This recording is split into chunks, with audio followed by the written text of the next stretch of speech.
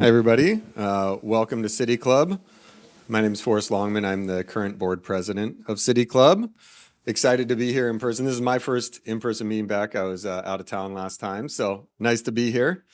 The mission of City Club is to inform, connect, and engage our community to strengthen the civic health of our region. We emphasize civil conversations and listening to others. We begin by acknowledging with humility that the land where we are today is the territory of the people of the Salish Sea.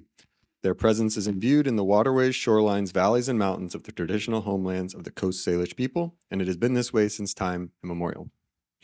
So, as always, I'd like to thank all our volunteers who make our programs possible. I'd like to thank KMRE radio board member Robert Clark, who's producing today's program, and BTV 10, who will be broadcasting it to their viewers. I'd also like to thank our sponsors for their support. They are Bruce and Claudia Dysent, Danny Neal, real estate broker for the Moyat Group, Firehouse Arts and Events Center, Colshan CPAs, the Opportunity Council, Pacific Continental Realty, Unity Care Northwest, Village Books, Western Washington University, Whatcom Community College, and the Whatcom Community Foundation.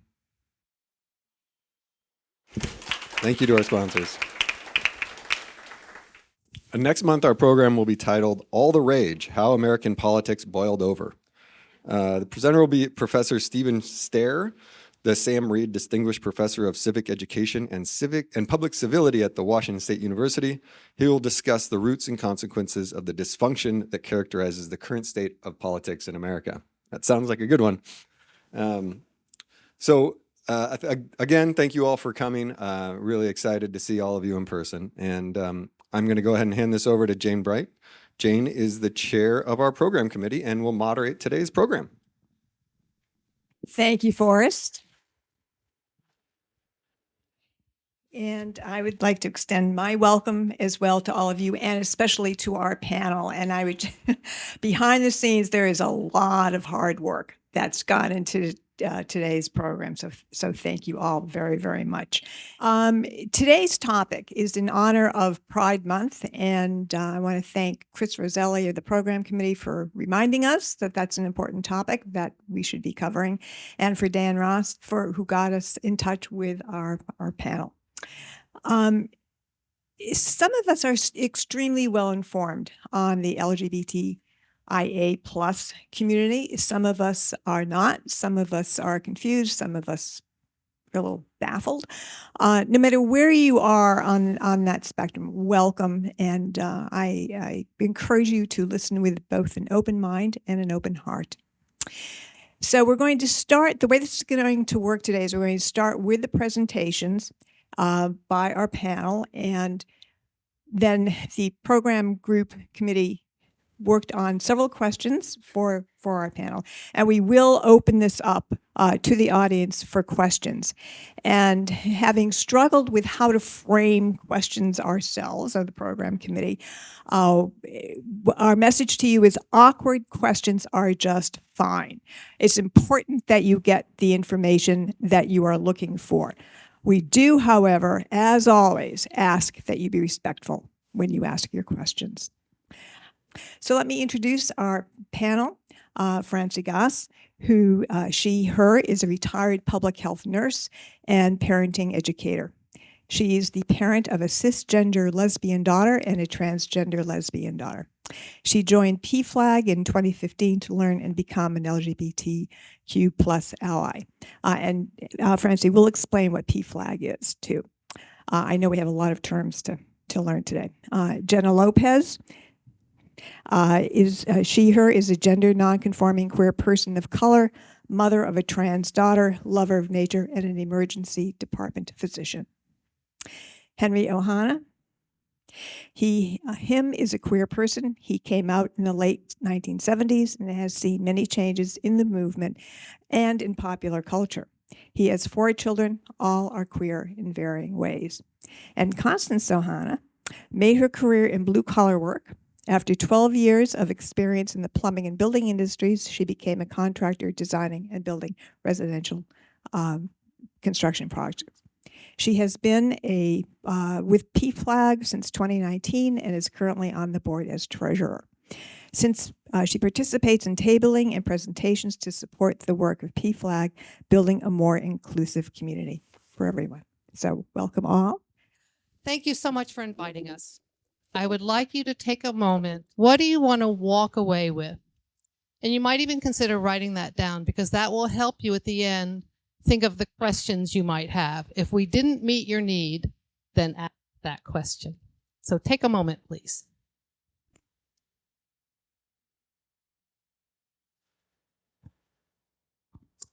Now, I want to give you a little information about PFLAG. PFLAG is 50 years old this year. It was started in 1973 by the mother of a gay man.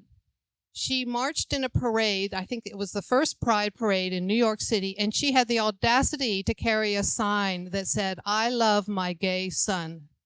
It got a huge amount of attention, and thus PFLAG was born. The name PFLAG used to be an acronym for Parents, Family, Friends of Lesbians and Gays. But we're so much more than that now. And this year, for the 50th anniversary, PFLAG is just PFLAG. It doesn't really stand for anything anymore because it's so limited. It would be PFLAGQ, IA, Locally, we are PFLAG Whatcom. We're one of 400 chapters throughout the United States. PFLAG's mission is to provide advocacy, education, and support to the LGBTQIA community and their family, friends, and allies. Locally, that looks like we provide a support meeting once a month. We give presentations such as this, and to any size, from your book club to city club. And we have TAF, which stands for Transgender Assistance Fund. We offer $300 grants to transgender individuals who live in Whatcom or Skagit County. And we offer that money so that they can use it for the costs related to transitioning. If you go to our website, pflagwhatcom.org, you can find out all that information and more. One of the things that makes PFLAG unique as a national organization is, as far as I know, we are the only organization that is a bridge, a link between the LGBTQ community and their family, friends, and allies. PFLAG stresses the importance of family and that we're all in this together and want to support each other.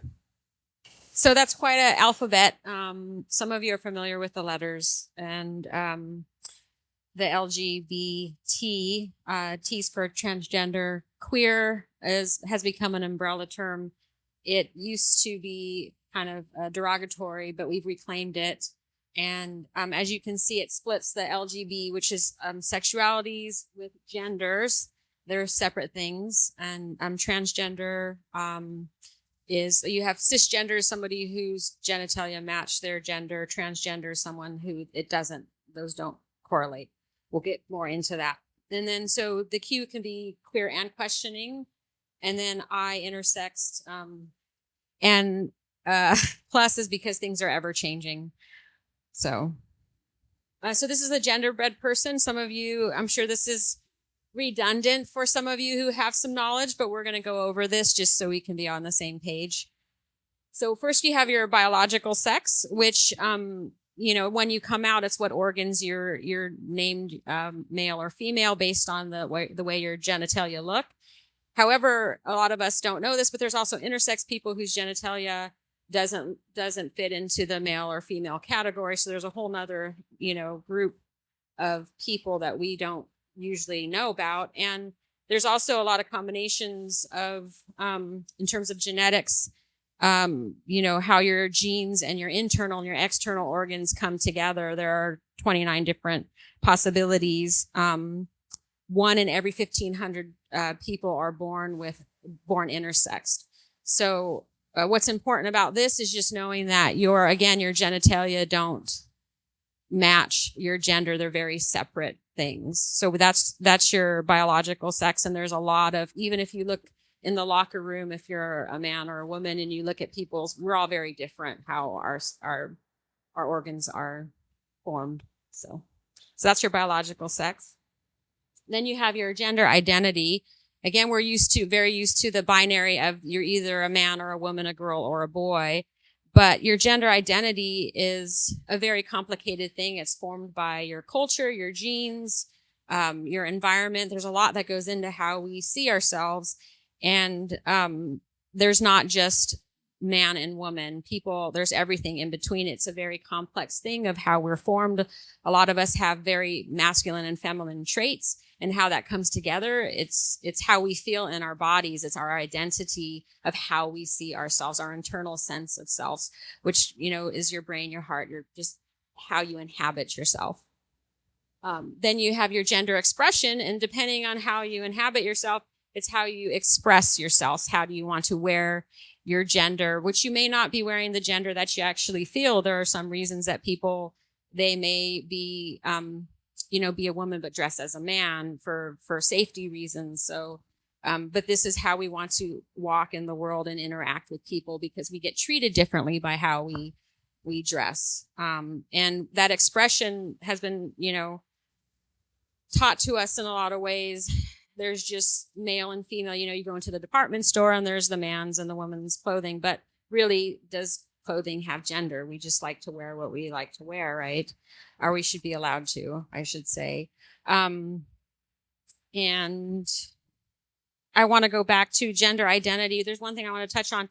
So your gender identity actually starts to form when you're pretty small, when you're like 2 or 4. That's why kids will attach to a like parent. So it actually teaches them how to kind of do their gender. You attach at that age. And so in terms of later, we'll talk about being transgender a little more. Kids will, because of how your makeup is, some kid might say, oh, you can't wear those clothes. Those are for girls. And so they may never try to put girls' clothes on again. And so that's why some people come out later in life for lots of various reasons. And then we have sexual and romantic attraction.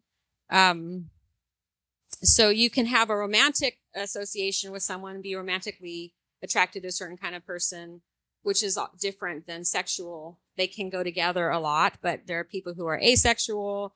It gets really complicated, but most of you are familiar with heterosexual and homosexual, but there's also pansexual. So again, it's just, we have mostly have been taught to have 2 boxes for things. And the reality is it's a lot more complex than that.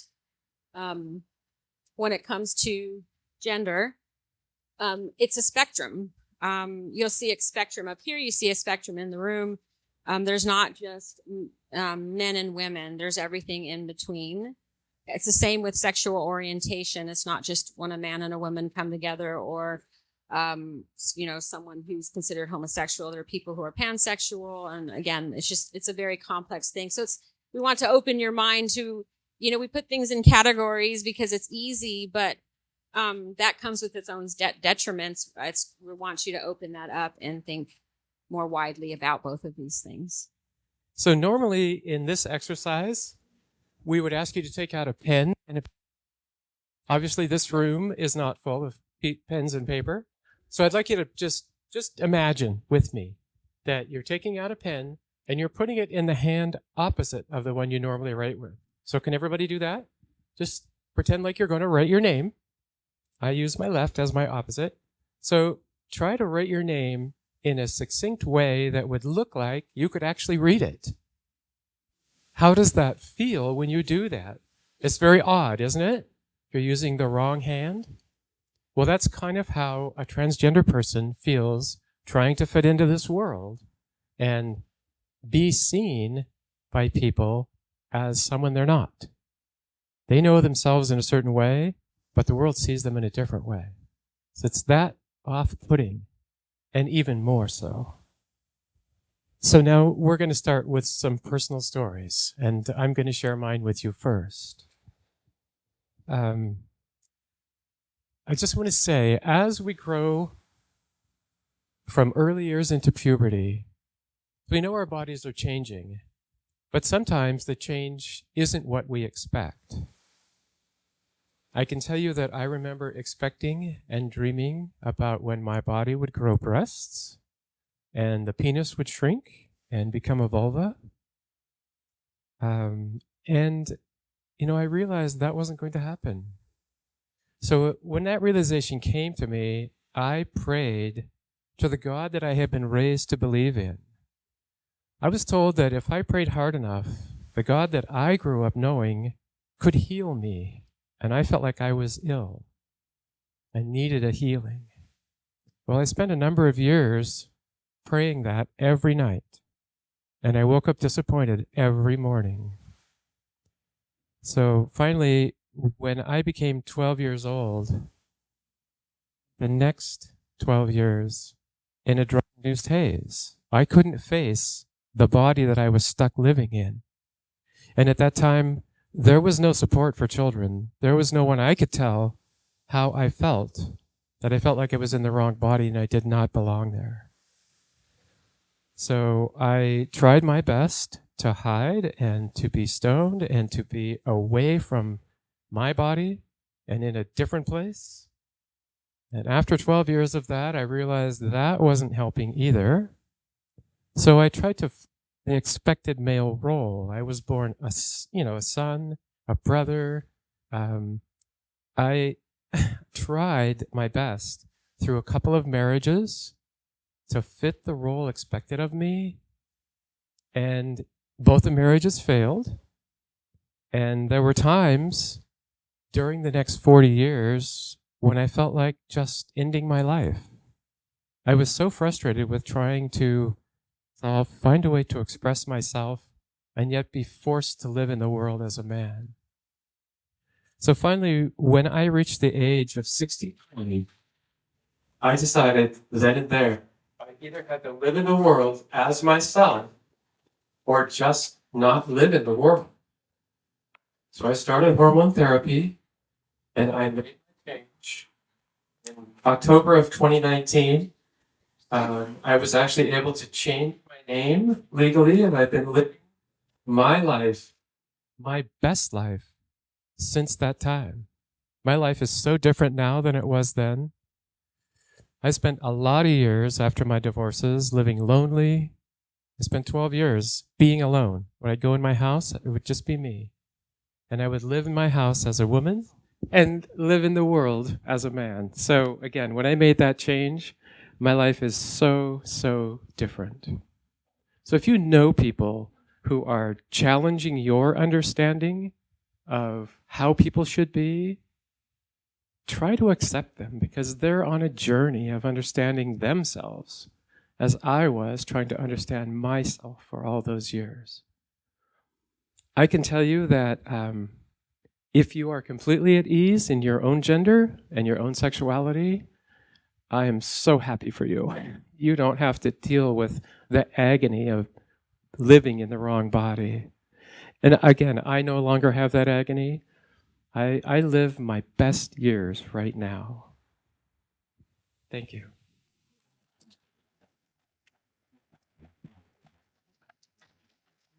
My story as an ally began approximately 20 years ago.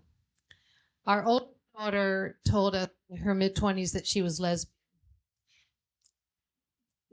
My husband and I have no problem with lesbians. We knew lots of lesbians, but we weren't close friends really with them. We didn't hang out with them. And so I grieved for 1 week because I was afraid that my relationship with my daughter would be changed and then we wouldn't have as much in common anymore. That did not happen. We have a lovely relationship. Around that same time, our younger child, who was starting high school, started exploring their gender expression. They were assigned male at birth, and in high school, they sometimes wore skirts, sometimes wore pants, sometimes wore dresses, sometimes wore makeup, sometimes had a dyed mohawk, sometimes had a shaved head. At one point had shaved eyebrows, what do they call it? Fishnet arm sleeves, chains. I mean, oh my gosh, it was hard. This is 20 years ago. We have to remember that too. So I was confused. And I felt that she was confusing people, not just me, but she was on that spectrum, but I didn't know it was a spectrum. I was still stuck believing that the world was binary. There were males and there were females, not only with humans, but with all of nature. I really was stuck there. I did know about transgender. I'm a nurse. My husband's a pediatrician. And in fact, one of our child's classmates transitioned in high school, and my husband participated in their care. And so we asked her, are you, and I'm using she pronouns because she is female now. At the time she was male. But we asked her, are you transgender? And she said, no, I don't think so. She said, I identify as gender queer, which for her meant, don't put me in a box. I have maleness and femaleness in me, and I want to honor and express both of them.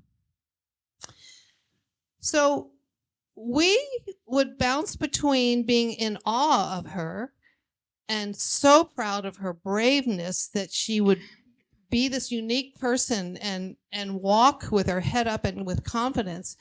And then we'd flip to terror that she would be harmed or that she would harm herself.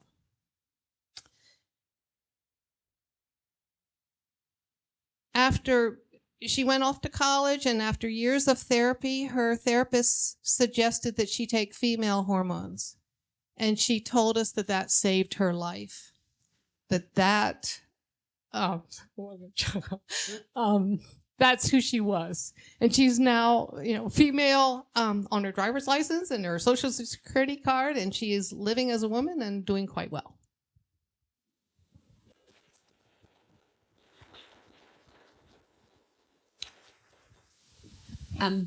So let's see where to start my story. As a young kid, I was a tomboy. I was very gender nonconforming. I grew up in a very traditional family.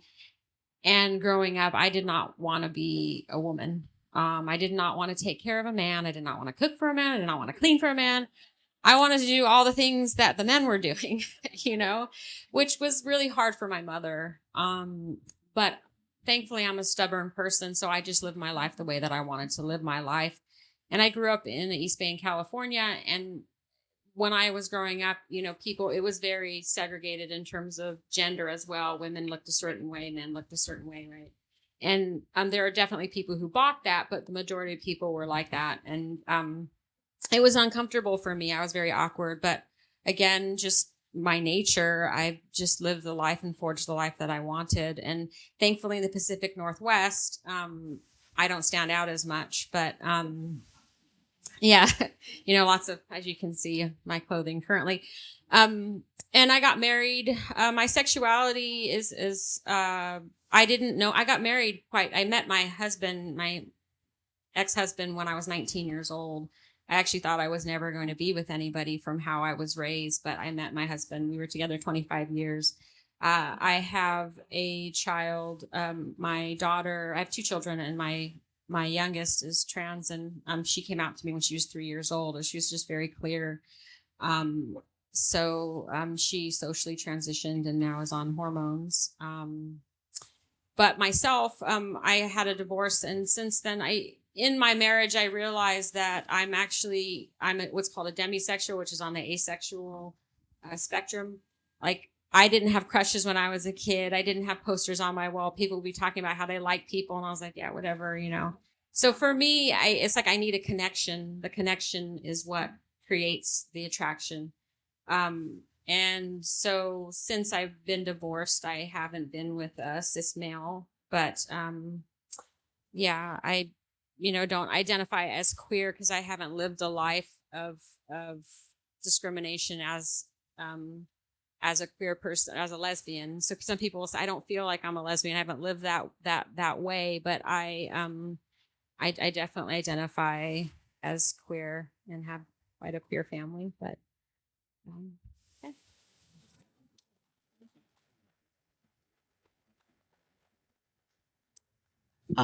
Okay. It's a very weird thing to talk into a microphone, I have to say.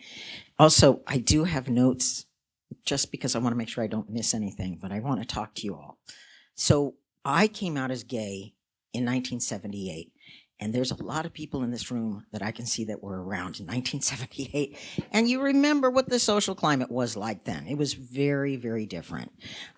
People did not talk about homosexuality, which is what we called it then. Even gay people, we called ourselves homosexuals. I mean, it just was not part of the public discourse. Even if you knew that somebody was gay, it was not talked about.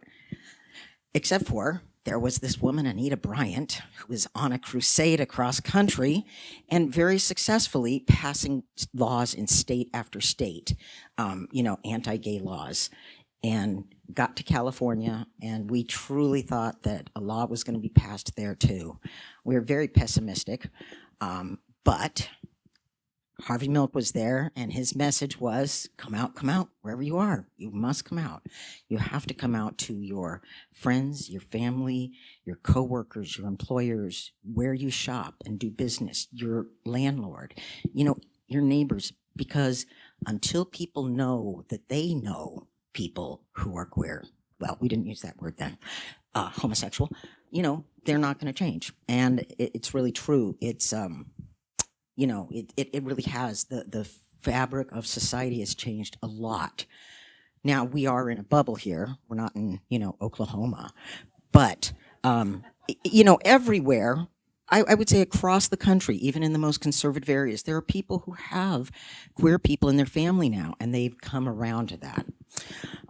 So when I came out, we didn't even dream of marriage equality. It was not even part of our quote unquote agenda.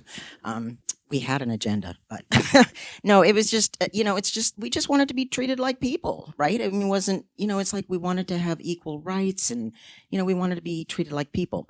And so, wow, marriage equality was so far out of sight.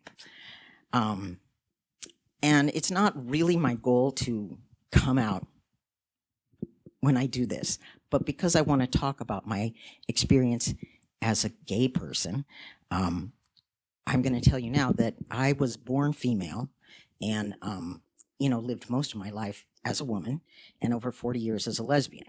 And so that was my reality. And so just to illustrate how different and difficult it was, my partner of many years and I had 4 children. I was the biological mother of all of them. The first 2 were born in California. And they were born at home, which was nice because we had a very progressive midwife. My partner's name was androgynous.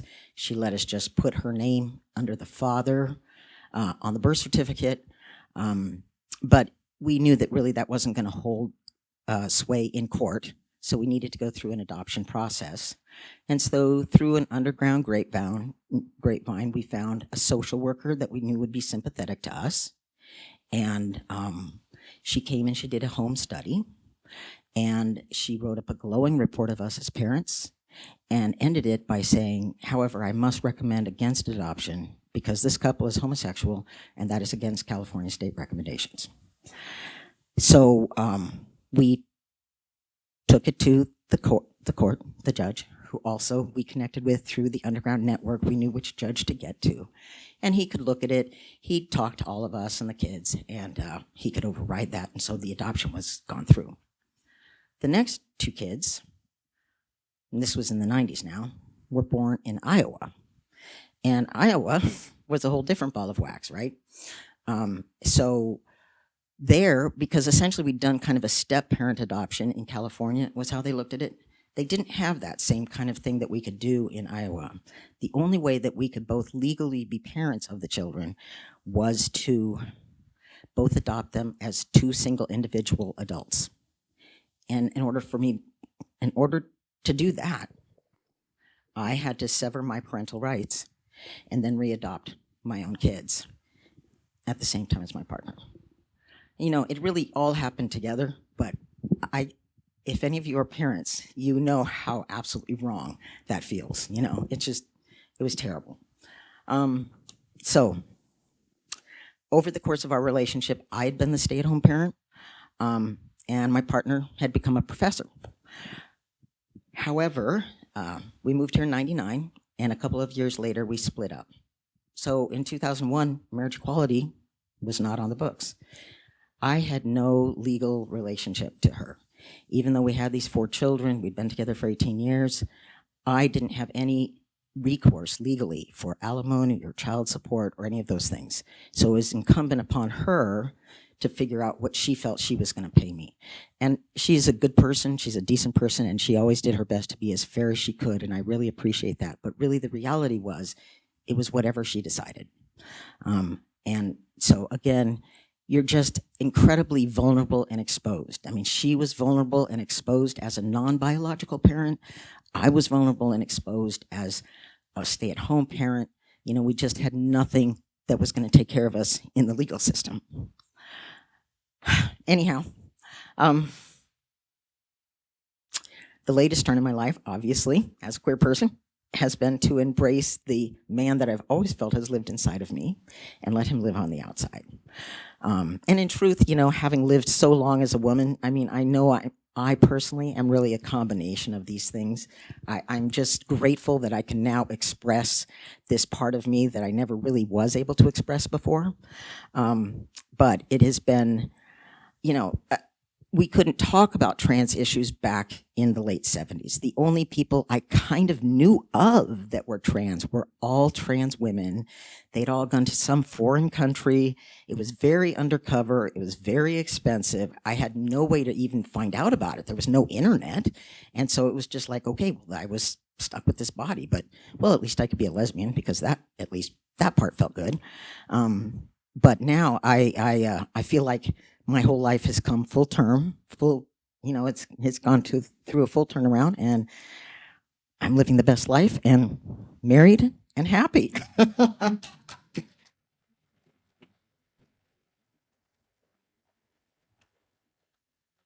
So what does respectful behavior look like? It's pretty easy. You know, if somebody tells you their name and pronouns, please use them. I mean, I know that it's sometimes hard to switch gears. I know for people who knew me as when I lived as a woman, it's been hard sometimes, but I know they keep trying, you know, and so that's what really matters. One of the things that people get most tripped up on are people who use they, them, em, sie, their, because it's like, oh, that's not part of our vernacular, or that's not proper English. And it's like, well, actually, believe it or not, it is proper English, but even if it weren't, that's really not the point. I mean, really the point is, do you want to be right or do you want to be kind? So just pick kindness, because it matters. It really does matter to all of us who are trans to just feel like, thank you for seeing me and thank you for making the effort. If you do misgender, apologize and move on. Do not belabor it. It unfortunately ends up outing that individual to everybody else around. So that's happened to me a number of times, you know, people who have bent over backwards. I'm so sorry, I don't even think of you that way, and da-da-da-da. It's like, okay, just stop, please. And just treat us like you want to be treated. I mean, we're just the same as you, right? So, oh, this is tricky, keeping personal information confidential. So, you know, I mean, it's just such a natural human tendency, right? I mean, like all of us, you know, it's like in the best of intentions even, you know, it's like we want to share with our friends who we figure will also be allies. Oh, so-and-so just came out to me. Did you know? Or did you hear that Frank has a boyfriend? Or whatever it might happen to be, right? Please don't. First, remember, they honored you. They trusted you. So they feel safe with you, okay? And secondly, just let that individual choose when and if they want to make that announcement. Take your curiousness to the right place, which is generally the internet, or allies. You know, talk to allies. You can ask queer or trans people, you know, some general questions, but you know, don't assume that they necessarily want to talk about it. Okay, so why do we need allies? Well, part of it is because we are not part of the dominant society. The queer community is at best 8 to 9%, and the transgender community is at best 2%. We're a very, very small percentage, and we're out here just trying to live our lives, and we need allies to help us live our lives. So you all are our allies. You can see the statistics up here, and we can go to the next one. These statistics are taken from the PFLAG national website. You may meet people who can tell you that those are low numbers, and they really are low numbers. In our experience with our friends, we can attest that the numbers are much higher than these. And it's interesting. 45% of students feel unsafe because of their gender expression. I want to relate to you an experience that I heard yesterday, and that was from a friend who was running a GSA, which is a gay straight alliance at their school. And they said when the meeting broke up of the gay straight alliance kids and they walked out the door, they were greeted by the football team who thrashed them. So we need allies to protect us everywhere, particularly kids in school, but all of us. So the changes happen when the major society, the heteronormative society, decides that we're okay and you want to be our friend. So Hank brought this up too. The movement towards equality is driven by the change of public opinion. So when he talked about marriage equality, the reason marriage equality happened was because the dominant culture decided that that was the fair thing to do. The dominant culture knew sons, daughters, cousins, aunts, uncles who were gay. And they thought, well, my relatives should have the same right as everybody else. So it was the dominant society, even though the queer society had pushed and pushed and pushed to try to get equality, a small section of society can't make a major change. So it takes the heteronormative society, the dominant culture, to make a change. And you think about how women got the vote. Well, women weren't able to give themselves the vote, right? The dominant white male culture said, okay, honey, okay. I'll go change, I'll vote for you, baby. And it's the same culture that, freed the slaves. Slaves were free when the dominant culture decided to make the change. So that's what it takes. Just keep that in mind. All right. So what does it mean to be an ally? As I mentioned to you, I've been on this journey for about 20 years. And to stay current and be effective, I have to read a lot. I read as many articles and books as I can find. I ask my queer friends questions, and I try to engage with young people because they are pushing the edges of gender all the time. And I actually find it fascinating, and it frees all of us. Their idea of what gender is and what gender expression is, there are no rules. It's quite wonderful, actually. So an ally is someone who wants to learn about the issues and experiences of LGBTQIA plus individuals. An ally is someone who is willing to look at their own biases. We all have them. And those of us who are heterosexual and cisgender live in a world that is built for us. We don't face many issues related to just living in the world. It works for us. So we don't even know what some of the biases are. So talk to your friends who can point them out to you.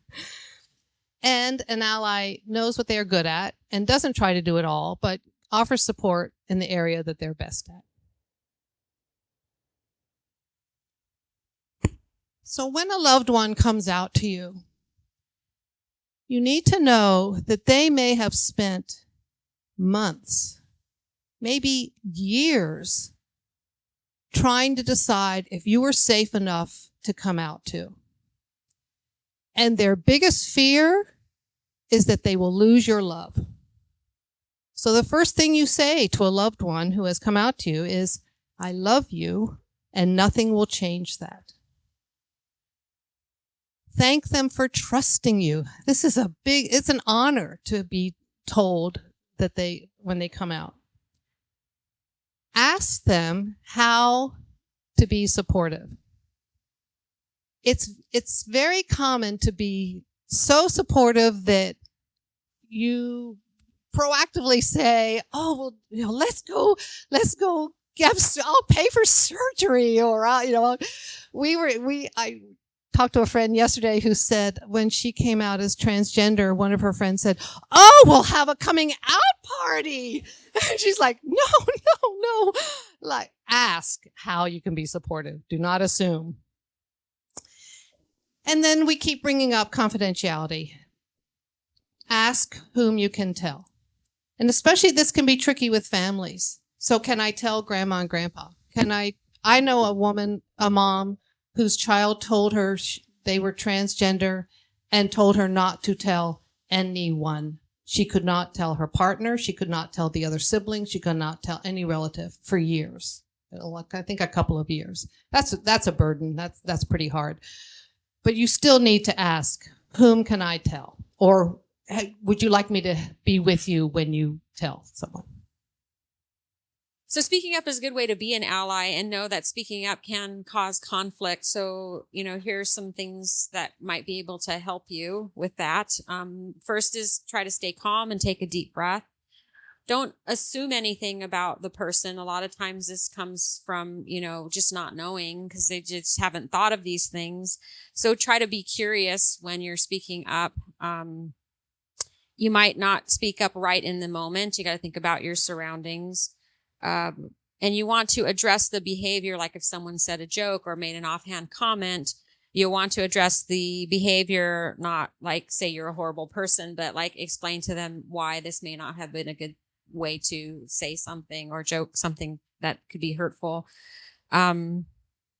It's also important to speak up as an ally and saying that like this is why I'm speaking up, because we want to try to bring people, we want to, instead of calling them out and making them feel bad, we want to bring them in and explain. And we all want to be understood. That's a basic human thing for us to want to be seen and understood. And so you helping do that is the way things can change. So you want to listen and offer support and thank them for being willing to listen.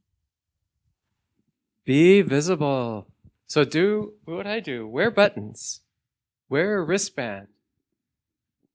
Do something that shows that you're an ally.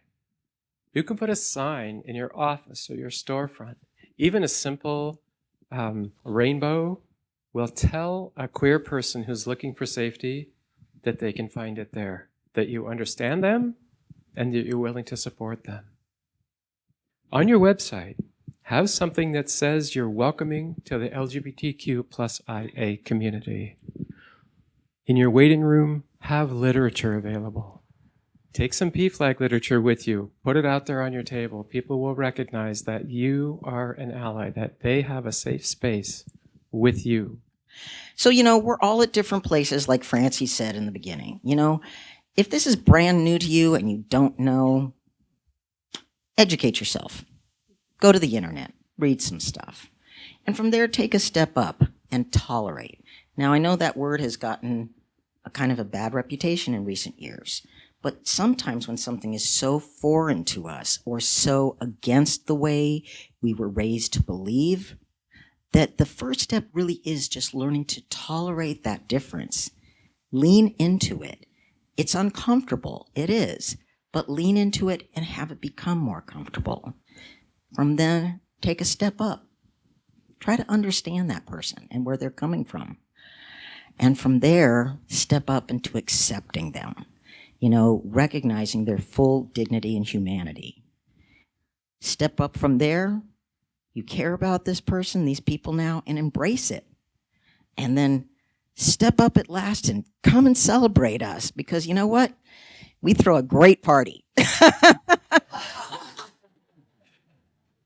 We welcome questions, and we have a table with information, some handouts, and some bling. You can wear pins and things over near the entrance. First of all, thank you for explaining so much of this information. One of the things that we observed just in the month or so that we started working on this program is we started out with the letters LGBTQ, T, and by the end of the month, we added IA+.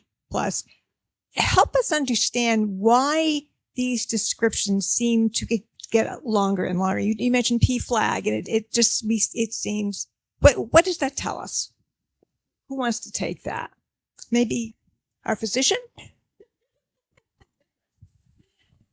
Well, because I think it's the queer as the umbrella. It's everybody who's not in a, cis heterosexual person. So that encompasses a lot. I think there's a lot of diversity within this. And so people want to be recognized, but it's kind of like all of us on the outside are trying to take care of each other. And so within that group, like intersex people, asexual people, like the list keeps growing, because we should be able to decide who we are, right, within this umbrella of queer. So that's mostly. The other thing I was going to say was that really a lot of those letters are for us, because we want to be able to find each other, and so if you identify as pansexual, it's like, yeah, oh good, there's other people like me out there, right? Because we all want to feel like we're a part of something. So I had this question as a cisgender heterosexual woman, and why do we need all these labels? Well, I don't need labels because society work is geared for me. But if you are a minority, the label helps you, as Henry said, helps you find other people like you. So we think of labels as bad things, but they can be positive things too. Thank you. One of the other language questions that popped up as we were working on this is the term gender fluidity, because you hear that term. Maybe you two could chat about that a little bit. But I think Jena would be the one to go with this, right? Well, I could speak to it on a few different levels, but so gender fluid, we're all made up of masculine and feminine traits. You can go look up what is considered a masculine trait and a feminine trait on the internet. And in reality, we are all a mix of these things, right? But a gender fluid person tends to be somebody who, the way that they see themselves changes within hours, days, years. So that how they identify and they may want to present, it's like, how am I feeling today? Like, what side of me do I want to bring out? So there's more, it's just recognizing the complexities of us inside. And, some of us don't wear makeup because we don't like it or don't care. And some of us wear makeup because we take pleasure in it. And so people who take pleasure in things, people like to dress a certain way. They want to be seen a certain way and have people say things or notice things, or because it feels good. And so someone who's fluid, there tends to be a lot more diversity within how they're going to present themselves. I would like to say too, I had an experience, I think at last year's Pride, walking down the street, and I was kind of looking down at the sidewalk, and I saw these beautiful 6-inch heels. And then I saw this leg in these heels, and then there was these short shorts. And I kept looking up, and there was this beautiful blouse. And then there was this beard. And then there was this long earring, and then there was this short cropped hair. And I was like, what? Oh, I guess that's a gender fluid person right there. So you'll see a lot of those this next weekend. The CDC recently did a survey of high school students, and the number who identified as LGBTQ plus went from 11% in 2015 to 26% in 2021. That's a rapid change in a short amount of time. Anyone want to give some thoughts as to, Francie, you talked about how different it is today with kids. Anyone want to comment on what we're seeing in the younger generation? Well, I think because of the internet, more people are aware of LGBTQIA, and there's more freedom to express who you are, even though there's still a lot of prejudice, and we still hear really scary stories. But I think there is a general kids they're pushing the edges. They go to a high school, hang out at a high school. It's pretty exciting, actually. So I think it's because word gets around faster because of the internet, and in some areas there's more acceptance, and so more kids are allowing themselves to express who they want to be. And I also just think that that's such a perfect time in life to be exploring, right? I mean, that's exactly the age that kids should be exploring. And, you know, just because they're not identifying as straight or cisgender, who knows where they'll end up landing. But it's good to just try it on and explore and then come to where you need to be. Well, I think it's also what you said about, you know, people in boxes. We've been raised that there's only two ways to be, and there's so many ways to be. And, you know, as a woman, like we were able to wear pants and stuff not that long ago, right? But there are lots of heterosexual men who wear dresses at home alone, right? And they're not gay, but they like dresses. Like, it's just, our culture is finally allowing us to be more authentic to who we really are and what we like. And we use the term straight. So we talked a lot about different terms, but let's talk about the different terms of straight, heterosexual, and cisgender. Can we get some definitions about what they mean? Are they all the same? Or are they different? What are anybody want to take that one on? Well, you know, straight is probably how most of you in this room consider yourselves. You know, you identify with the body that you live in. Well, that's the difficult thing. It's Right. straight, cisgender. Okay, cisgender is identifying your personal knowledge of yourself with the body that you inhabit. That's cisgender. Straight is sexual, thank you. So that is a relationship between a male and a female. Straight, heterosexual. So that's it. So what was the other? So straight and heterosexual are the same. Those are synonyms. But cisgender is about gender. Straight and heterosexual are about sexual orientation. Does that make? Are we getting any nods? Okay. So cisgender is about.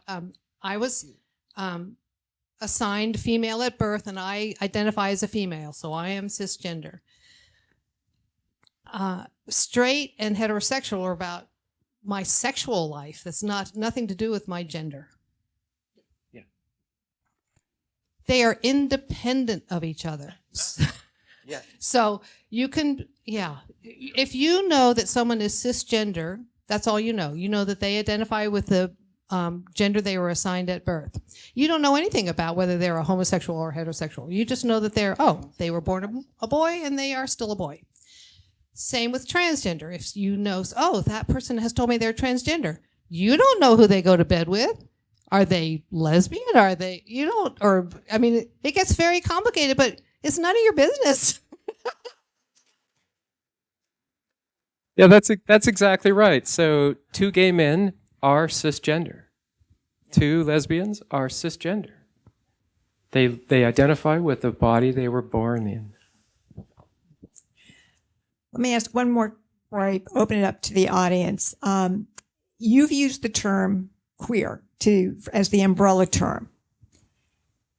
As a boomer growing up, that was a term that was considered pejorative.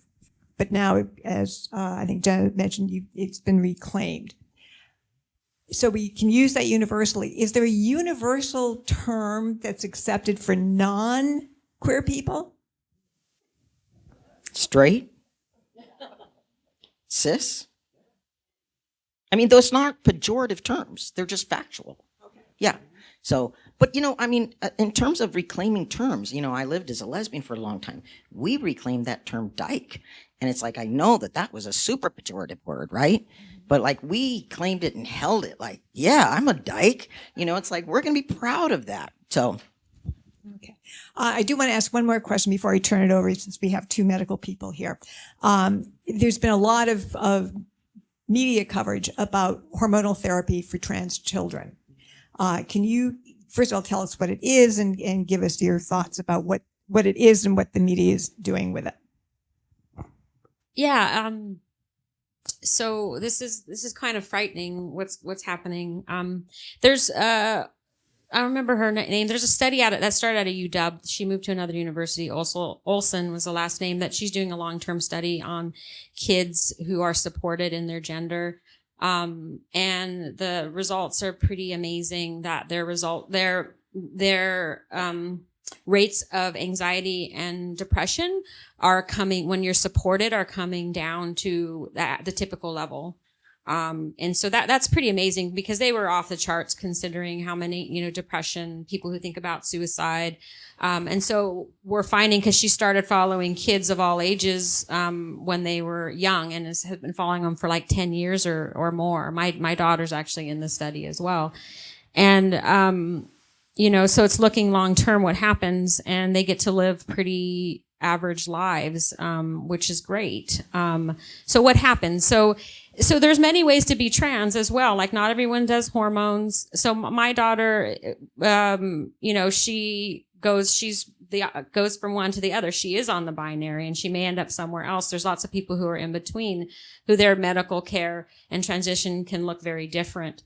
But for somebody who's on the trajectory of she was assigned male and she's a girl. So for her, if you, depending on when they come out to you, you get hormone blockers when puberty starts. So that way they don't have to go through a puberty, an unwanted puberty, because that's actually really hard emotionally. When your body starts changing in ways, it's very frightening. So there's actually a lot of kids who come out at that time when their body starts to change. They're like, oh no, this is wrong. And so in that moment, you can stop their puberty so that you can just take a breath. You can, look at options. Okay, what does this mean for you? For my kid, it was pretty easy. She has been on the same path since she was 3 years old. So we put in blockers when she was 10. And then there are a couple different thoughts of starting cross hormones. So what you do, so you block your native puberty, but then to transition, to go through puberty, you have to take a hormone. So you take so she's on female hormones.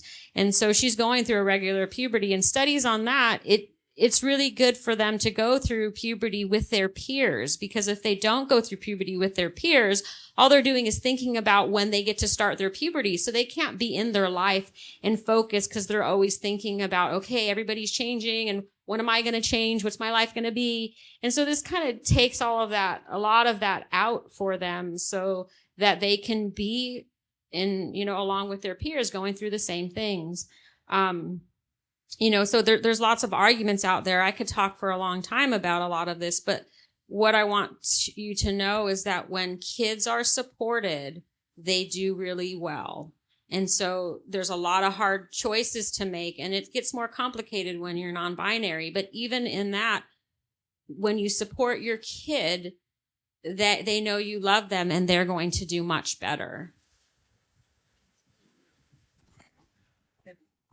Thank you. You open it up to questions. So I'm an old boomer, but I am still facilitating groups, and I've learned the hard way that as part of introductions, I need to ask for pronouns.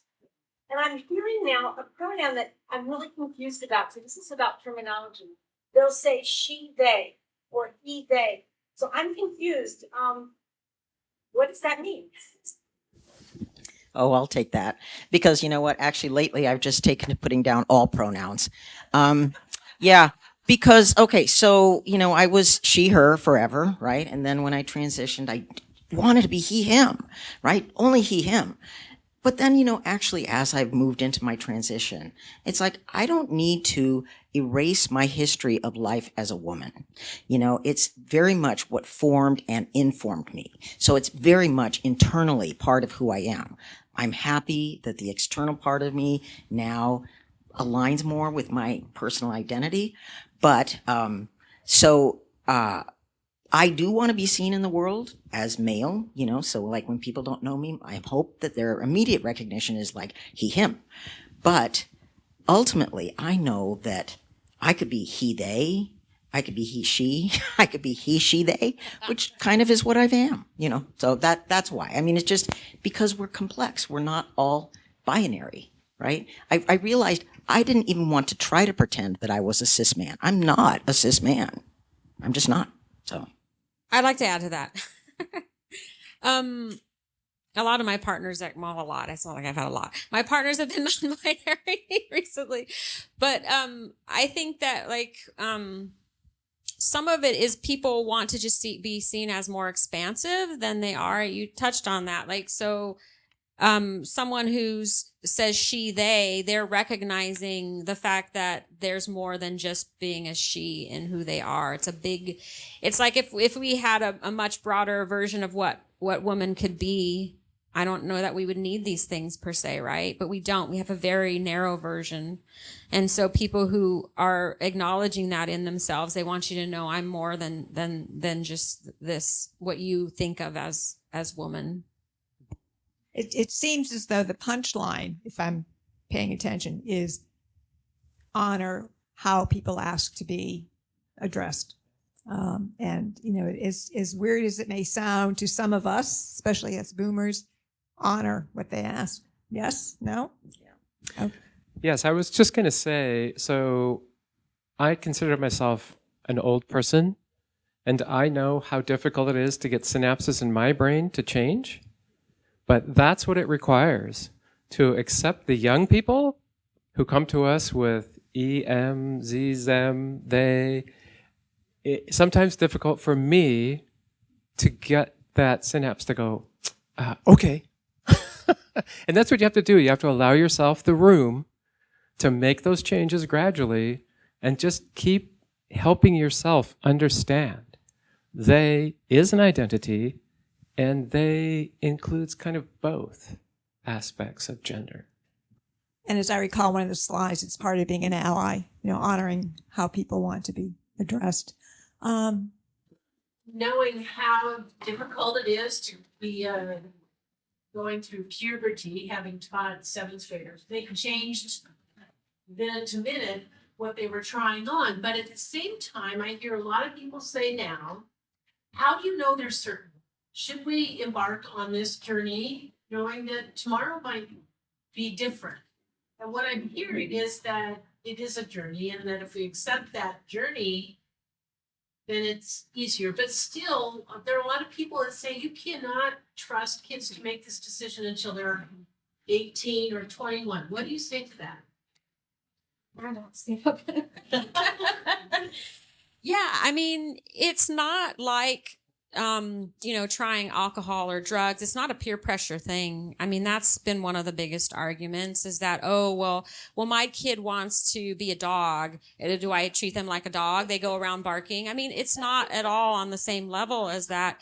Kids engage in risky behavior when there's a reward. There is no reward for being trans or queer. You are signing up for, a life of potential and safety issues. So, there are kids who, I think the people who are more kind of non-binary and in this sense of trying who they are, like what feels like me most, right? Those are people who you're going to get a lot of potential change, but no one, I used to provide care for trans people, and not one of my patients ever lightly started a cross hormone treatment. And when someone starts it, it doesn't happen in a day. It's puberty. It takes 3, 4, 5 years. So you're not making this decision of, okay, all of a sudden you're going to be a boy and have a penis and, whatever. That's not how it works. So I had patients who they were unsure if this was the right path for them, and they would start hormones, and then they could tell, it gave them information. Oh, this feels right. Oh no, this isn't for me. They're not taking it lightly. They know, kids are smart, but they need the ability to try and find themselves, and you supporting them is not going to push them in any way, but that's the thing. Like, you don't want to get on a train of, okay, oh, you're trans. Okay. You're going to have surgery in 2 years and we're going to do, no, you let them decide, you let them lead, and you just support them, and they will find their way. And there are lots of ways of supporting them. Why not let a teenager change their name, change their pronouns, and transition socially and see how that feels? I mean, that's an easy, safe way. And then if they're persistent, consistent, and what's the third one? Insistent, consistent, and persistent, you take it seriously and you support them. So I have a little bit of a different question to ask here. And I really understand that these are not just choices people make up. It really isn't. And you mentioned, I believe, that there were some 29 different combinations of in utero exposure to various hormones. And I'm wondering if maybe you could give a specific example, say, of how the timing of in utero exposure to different hormone levels might make somebody who came out with male genitalia feel female. And in addition to that, whether you think there's a change in the expression of in utero exposure to hormones in any way related to our environment. Yeah, it's way too complicated. There are some researchers who've tried to tease some of this stuff out, and you can't come up with an answer. But there's also an argument of why does it matter? Because we are who we are, however we got here, and it's so complicated.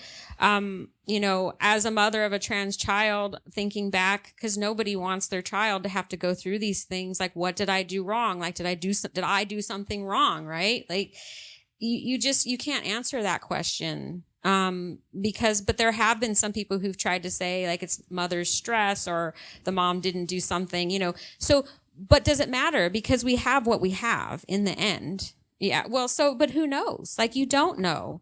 And so are you going to go back and change it? Does that change the validity of the child who says who they are? I mean, so and then there's this whole argument of trying to then correct the problem of something that's already there. And so you're telling someone that they're wrong.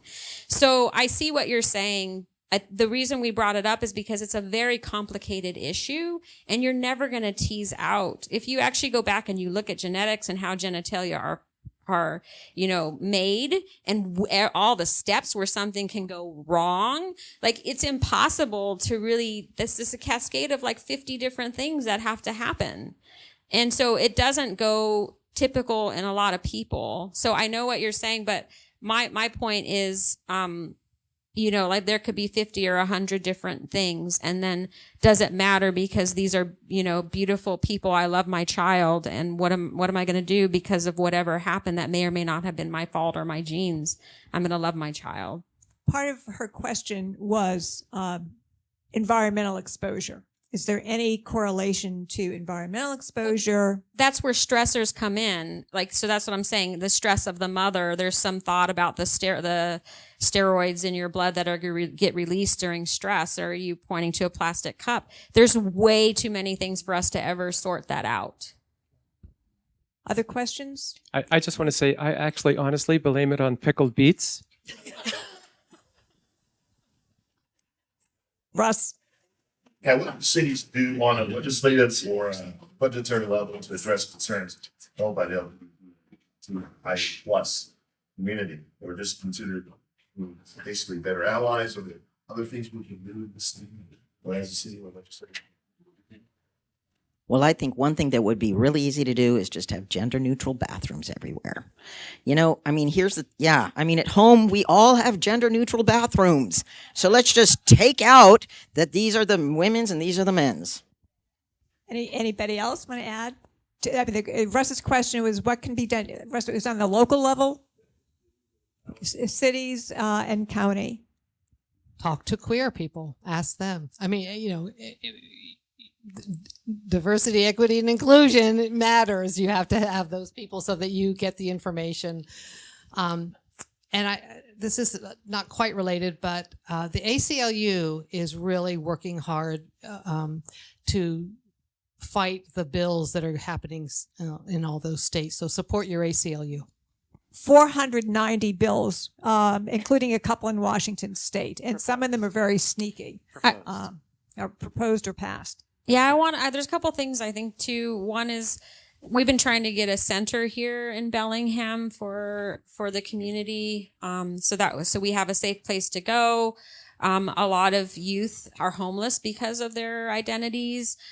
So I think that's one thing. Michelle Heimerer. They are working on getting a center together. I know. So that is something that the city can actually do. And another thing is, I think it was Minnesota declared themselves as a safe state for trans people. And so maybe the city of Bellingham or Whatcom County can declare themselves a safe place, and then we can make it happen. One of the questions the committee had was from your perspective, how is Bellingham and Whatcom County as a place for a queer person to live and work and thrive? So I can answer that. I ended my career working for the city of Bellingham. I actually transitioned on the job.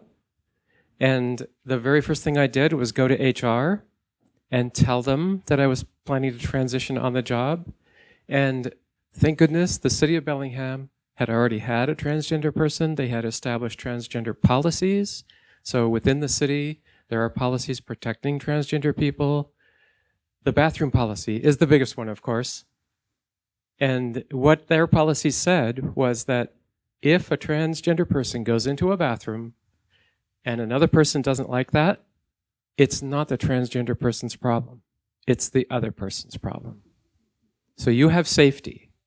So those rules and regulations, they come down from experience. They also come down from the Washington State Human Rights Commission, which will provide information to every city or county about what they can and cannot do and how they can help provide support for transgender people. Also, our legislature, in the Seattle Times, just on the 18th, they're reporting on 5 new bills supporting transgender and women's rights in the state. So these are new bills that the governor has signed. So this is one of the best states in the country to live in. So I find the Bellingham community warm and welcoming and open. I want to add to that. Apparently I want to add to everything. I do think this is a pretty great community, but it's not without its problems. And as far as a community, I think educators need a lot more education, because I have had multiple patients who told me about their discrimination in school. There are definitely great teachers out there, but as someone also who tried to get in to help with education, it's not easy because of all their it's not called CMEs, maybe it is. I don't know. Whatever teachers have to do outside to stay up on things, they don't make time for this issue. And I think that time needs to be made. And we've heard stories, unhappy, unpleasant stories in county schools. So Bellingham Bellingham schools I think are pretty wonderful, and the environment in general, but county is really up and down, and even within a school system. So we know someone who left the Blaine school system and put their child in Ferndale school system and is having a much better experience. But Ferndale was the one where heard the story about the football team harassing the GSA kids. Right. So it's a mixed bag in the county. First of all, I'd like to thank our panel. I'd like to thank the audience for getting through some of their personal stories without being in tears, as I was close to being sometimes. I know this is a very, very important topic. And as I say, I also know, having talked to Francie, how much work you put into it to help us understand and hopefully become allies. So thank you all for coming and being part of the City Club.